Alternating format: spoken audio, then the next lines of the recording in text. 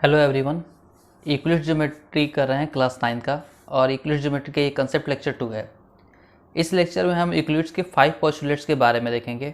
Postulates के बारे में मैंने पहले भी आपको बताया था कि पोस्टुलेट्स क्या होते हैं, तो ऐसे स्टेटमेंट जो कि सच होते हैं, ट्रू होते हैं, ठीक है, जिसे किसी भी तरह की प्रूफ की ज़रूरत नहीं है और वो डायरेक्टली रिलेटेड होते हैं ज्योमेट्री से, उसे हम क्या बोलते हैं, पोस्टुलेट्स।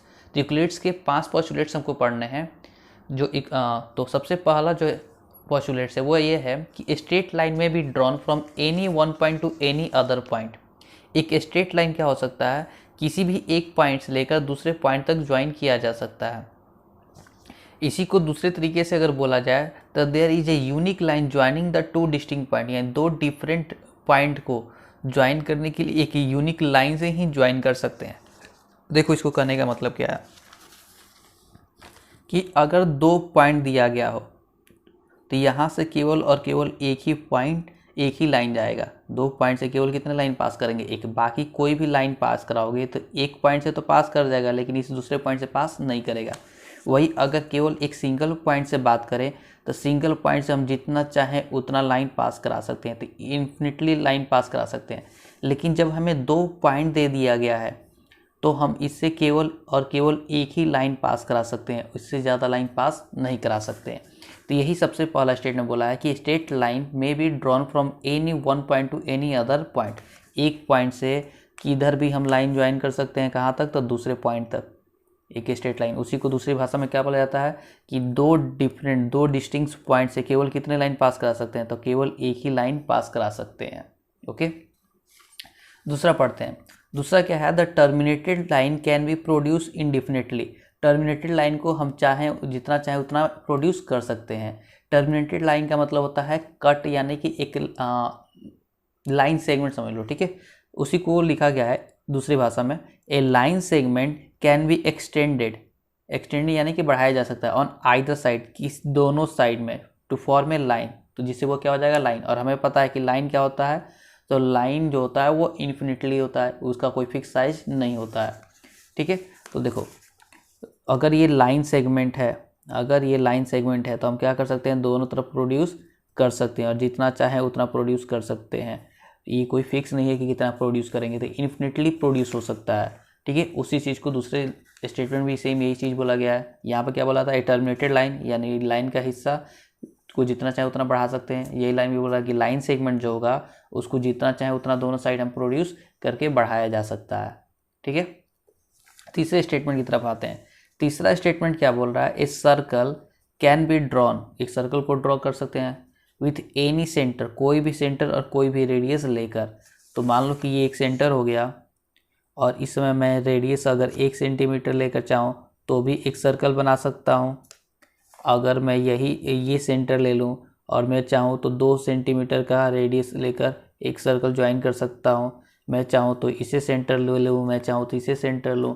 मैं कोई भी सेंटर और कोई भी रेडियस लेकर सर्कल ड्रॉ कर सकता हूँ, यही स्टेटमेंट बोल रहा है, ठीक है। तो ये भी क्या है, ये पोस्टुलेट्स है। ये ऐसा स्टेटमेंट है जिसे किसी भी तरह की प्रूफ की ज़रूरत नहीं है और ये क्या है, सच है, ठीक है। ये भी सच है और इसके पहले वाला जो यूनिक लाइन वाला कंसेप्ट पढ़े थे वो भी सच है। तो तीनों के तीनों ट्रूथ है, स्टेटमेंट है और किसी भी तरह की प्रूफ की ज़रूरत नहीं है। चौथा है, all right angles are equal to one another. जो भी राइट एंगल्स होते हैं वो एक दूसरे के क्या होते हैं, इक्वल होते हैं। तो देखो अगर मैं राइट एंगल बनाऊं तो एक छोटा राइट एंगल बनाऊं या फिर एक बहुत बड़ा राइट एंगल बनाऊं, दोनों का दोनों राइट एंगल क्या होंगे, 90 ही है, ये भी 90 ही है, तो क्या होगा, इक्वल ही होगा। अगर मान लो कि एक स्क्वायर है तो स्क्वायर में हमें पता है कि 4 राइट एंगल होते हैं, ये चारों के चारों राइट एंगल क्या होंगे, इक्वल होंगे आपस में। अगर यहाँ पर मैं रेक्टेंगल बना लूँ तो रेक्टेंगल में भी जो राइट एंगल होगा वो भी आपस में इक्वल होगा। इसके अलावा स्क्वायर का राइट एंगल और रेक्टेंगल का राइट एंगल भी क्या होगा, आपस में इक्वल होगा। तो राइट एंगल जो भी होंगे वो सारे के सारे क्या होंगे, आपस में इक्वल होंगे। तो right angles are equal to one another, सारे के सारे राइट एंगल एक दूसरे के क्या होते हैं, इक्वल होते हैं। तो ये छोटे छोटे पोस्टुलेट्स थे, ठीक है। अब आते हैं 5वें पोस्टुलेट्स पे, जिसे थोड़ा सा समझना होगा आपको, ठीक है। तो इसको ध्यान से समझोगे।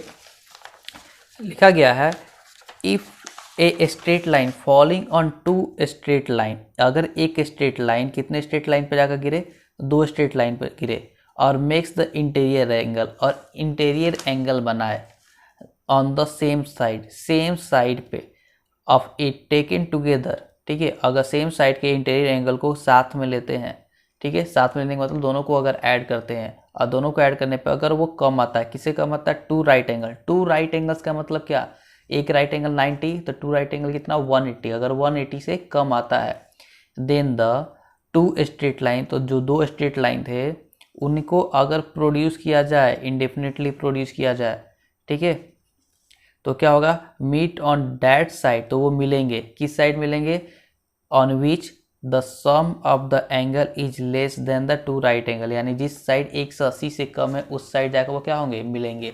इसको बनाते हैं, इसको ध्यान से समझने की कोशिश करो। क्या बोला गया है, तो दो स्ट्रेट लाइन हो गए,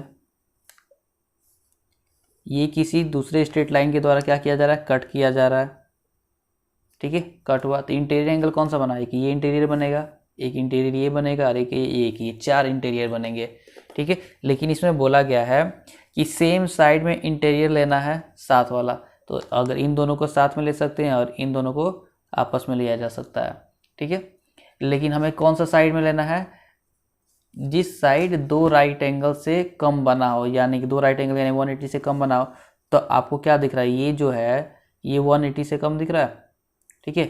जैसे अगर हमें पता है कि अगर ये दोनों का दोनों पैरेलल होता और ये जो होता, तो ये दोनों एंगल्स का सम कितना होता है, 180 होता है, ठीक है। तो अगर इसको ऐसे फैला दिया, इसे प्रेस कर दिया गया, तो ये जो दोनों होगा वो क्या होगा, 180 से कम होगा। 90 स्ट्रेट होता तो ना 90 होता ना, ये स्ट्रेट तो है नहीं, तो ये दोनों क्या होगा, 90 से कम होगा, यानी कि 180 से क्या होगा, टोटल कम होगा।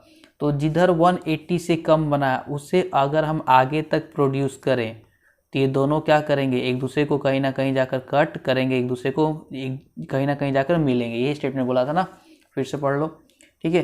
Then the two straight line if produce indefinitely meet on the side on which the, ठीक है, मिलेंगे, on which the sum of the angle is less than the two right angle. Two right angle यानी कि 180 से जिस side कम है उस side जाकर क्या होगा, मिलेगा, ठीक है। तो 180 से इधर कम था तो इधर जाकर मिले। इधर हम कितना भी प्रोड्यूस कर लें ये कभी मिलेगा क्या, इतना भी प्रोड्यूस करते जाएं ये कभी भी नहीं मिलने वाला है, ठीक है। तो ये स्टेटमेंट बोल रहा था, ये पांचों पोस्टुलेट्स बोल रहा था। पांचों पोस्टुलेट्स को दूसरे तरीके से भी समझा जा सकता है। दूसरा तरीका क्या है, यानी कि उसको मॉडिफाई करके अब ये लिखा जाता है, ठीक है। पांचों पोस्टुलेट्स की जगह पर हम ये स्टेटमेंट भी लिख सकते हैं, ठीक है। ये क्या बोल रहा है इसको समझो। बोला गया है फॉर एवरी लाइन एल, हर एक लाइन एल के लिए, तो एक लाइन बना देते हैं एल, ठीक है, ये लाइन हो गया L. And for every point P not lying on L, और दूसरा एक पॉइंट पी है जो एल पे लाई नहीं कर रहा है, यानी कि एल को छोड़ के बाकी कहीं भी वो पॉइंट है, तो मैं यहाँ पर पॉइंट ले रहा हूँ पी, ठीक है। There exist a unique line M, तो वहाँ पे एक एग्जिस्ट करेगा एक यूनिक लाइन, एक ही लाइन एम एग्जिस्ट करेगा पासिंग थ्रू पी, जो पी से पास करेगा।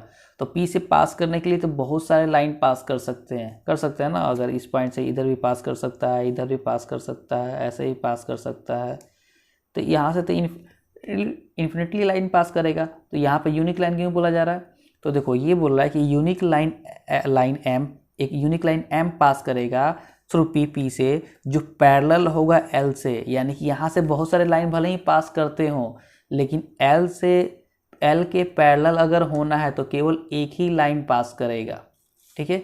यानी कि ये लाइन हो गया एल और ये पॉइंट हो गया पी, इससे केवल और केवल एक लाइन पास करेगा जिसका नाम होगा एम, जो इसके क्या होगा, ये दोनों जिसके कारण क्या होंगे, पैरेलल होंगे। बाकी जितने भी लाइन होंगे वो सारे के सारे नॉन पैरेलल होंगे। इसलिए बोल रहा है कि एम एक यूनिक लाइन होगा जो पी से पास करेगा और जो कि एल के पैरेलल होगा, ओके। तो आई होप कि ये सारे के सारे पोस्टुलेट्स भी आपको समझ में आए हों। जहाँ पर भी आपको डाउट हो उस पार्ट को दोबारा देखो, ठीक है। पीछे वाले वीडियो में भी अगर आपको डाउट हो जिसमें मैंने एक्सिम के बारे में खास करके बताया है, उसमें भी अगर कोई डाउट हो तो उसको भी दोबारा देखो। उसके बाद से हम आगे बढ़ेंगे। और कहीं पर भी कोई भी डाउट रह जाता है फिर भी दोबारा देखने के बाद भी, तो उसे कमेंट सेक्शन में मेंशन करो। मैं वहाँ पे आपको सारा के सारे चीज़ें समझाने की दोबारा कोशिश करूँगा, ओके। Thank you.